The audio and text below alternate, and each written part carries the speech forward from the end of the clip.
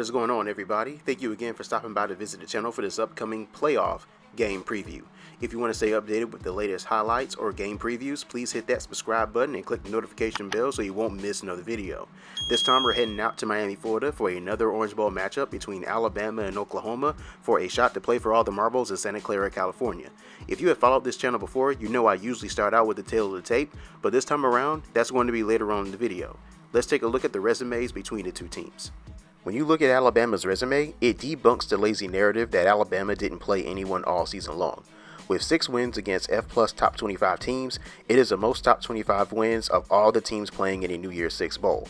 In fact, it is more F+ top 25 teams than Oklahoma, Clemson, and Notre Dame has combined. Alabama's defense also faces better competition on offense of all the playoff participants, which is a surprise when you consider the narrative that the Big 12 has the best offenses. It has been said that the Crimson Tide defense is quote-unquote not as good as their previous defenses, but they have played some solid offenses this year. In fact, they have played 8 teams ranked in the top 50 in offensive S&P+, and 4 of those teams are currently in the top 20. Also, despite another lazy narrative, Alabama faced some solid defenses as well, with 4 of those teams ranked in the top 20 in defensive S&P+, and 5 in the top 50. That is impressive when you consider at both their offensive S&P and defensive S&P rankings, both in the top 10. When you have an average F+ opponent that is ranked in the top 50 and you run through the schedule the way you did, you're flirting with greatness. Those are some solid comparisons for Oklahoma. All of those rankings are within 4 or 5 spots of Oklahoma's actual ranking, and a few of those don't bode well for OU. Tua Tagovialoa did some nasty things to Texas A&M's passing defense and made quick work of them in 3 quarters in their 45-23 win in a game that wasn't close. Alabama's rushing attack didn't rush for over 200 yards against Georgia's rushing defense, but they averaged over 5 yards per carry against a defense that routinely allows over 100% of their opponent's rushing averages. Georgia did make some stops here and there, but when Alabama committed to running the ball, the lanes were there, with Josh Jacobs having an MVP performance.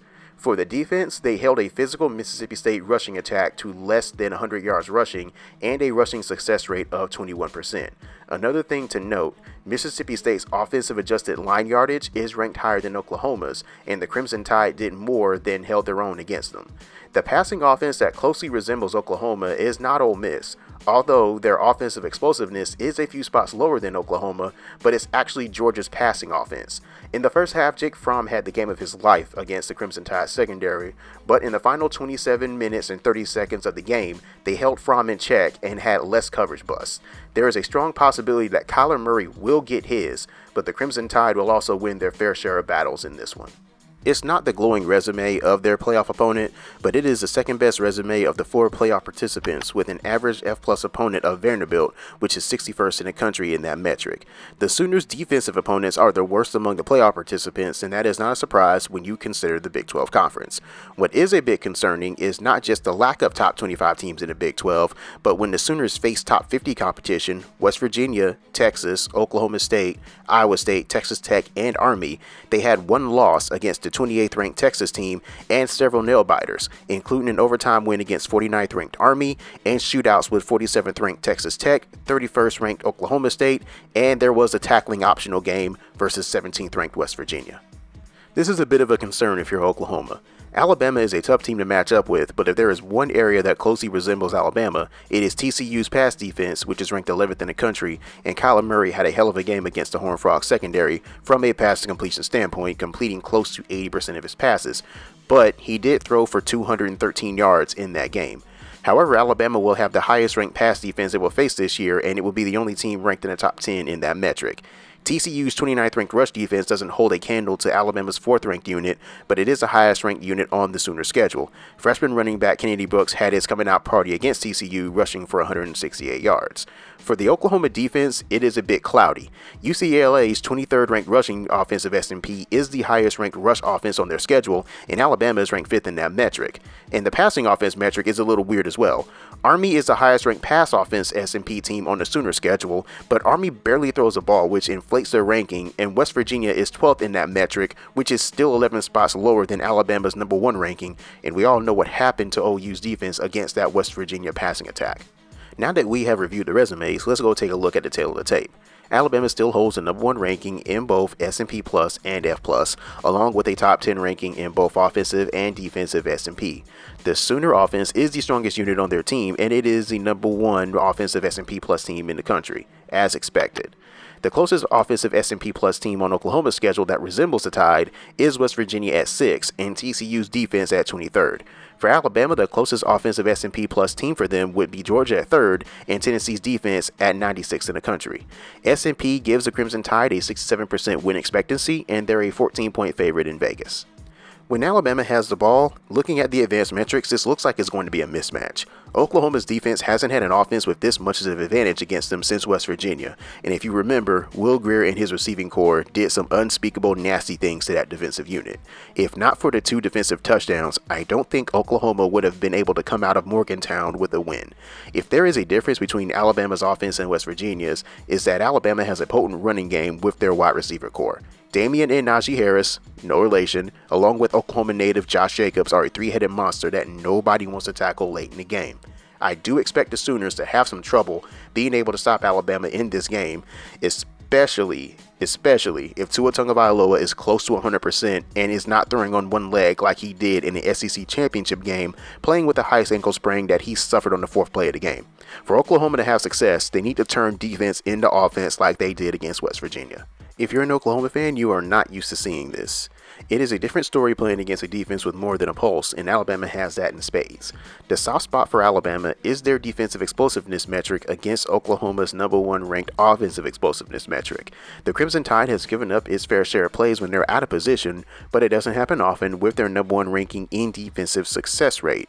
The next highest ranked team in defensive success rate for Oklahoma would be TCU at 14th. So for Alabama, tackling in space against Oklahoma's speedy wide receivers is critical. For Oklahoma, they can't get in obvious passing downs versus Alabama's relentless pass rush, but Alabama must maintain good gap integrity and collapse the pocket to not leave running lanes for Kyler Murray to run through. The keys in the game for Oklahoma is quite simple. They have to turn defense into offense. I don't think they're going to be able to stop Alabama from scoring, so they must force turnovers and score points on defense like they did against West Virginia. Oklahoma's offense only scored 45 points in that game. For Alabama, they have to limit Oklahoma's explosive plays.